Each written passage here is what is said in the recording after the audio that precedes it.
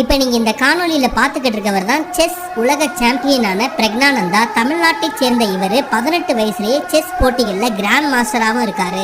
சர்வதேச அரங்கில் இந்தியாவுக்கும் தமிழகத்துக்கும் ஒரு மிகப்பெரிய பெருமையை இவர் ஏற்படுத்தி தந்திருக்காருன்னே சொல்லலாம்.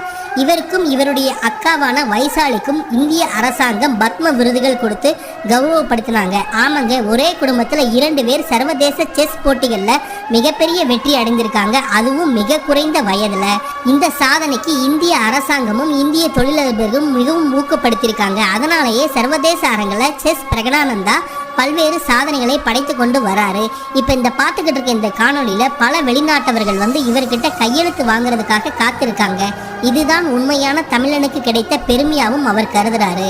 இவருக்கு நம்ம சேனல் சார்பாக வாழ்த்துக்களையும் வணக்கங்களையும் தெரிவித்துக் கொள்கிறோம். நன்றி, வணக்கம்.